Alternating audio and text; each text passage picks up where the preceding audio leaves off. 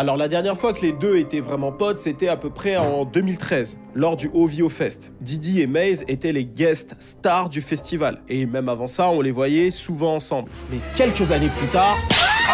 Diddy et Drake se sont non seulement embrouillés, mais en plus de ça, Diddy aurait giflé Drake. Alors, ils se sont embrouillés et une gifle est partie, quoi, on va dire ça comme ça. On ne sait pas si Drake a riposté, possiblement, on ne sait pas. En tout cas, les raisons de cette embrouille seraient par rapport à l'instru de 0 to 100, produit par Boy Wonder. Alors, lorsque tu réécoutes l'instru aujourd'hui, je capte, ça peut faire une instru très Diddy-esque, mais il faut dire que Drake a tué le son, donc c'est mort. Alors, cette anecdote, il en a parlé à plusieurs reprises, notamment dans l'intro de Scorpion. I've had scuffles with bad boys that wasn't pretending. Mais aussi dans 6 AM in Calabasas. Except me, even had the OGs try and press me. Ha ha ha ha. No way out, cause I'm already in it. No Way Out, I'm Already In It. No Way Out, c'est le nom du premier album de Diddy. Et comme je te l'ai dit dans ma vidéo du clash entre Drake et Kendrick Lamar, Drake adore envoyer des sneak diss, tu vois, des pics sans que ce soit dit clairement. C'est un truc que Jay-Z faisait énormément et qui continue à faire d'ailleurs lorsqu'il fait des morceaux encore aujourd'hui. Et enfin, d'après The Game,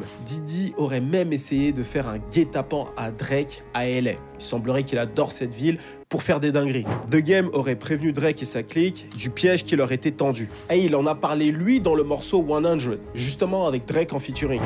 Niggas call me to set you up, want me to come and wet you up, cause you are out of town, nigga like Biggie. He heard about the shit with Diddy, so I came through to vest you up.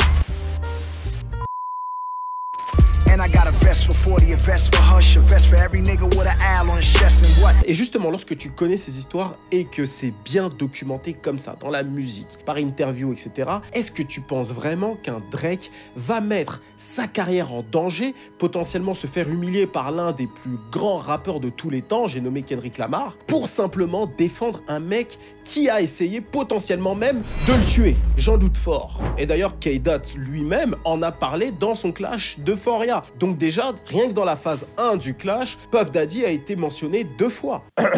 I like Drake with the melodies. I don't like Drake when he act tough. You gon' make a nigga bring back Puff. Let me see if Chubbs really crashed something.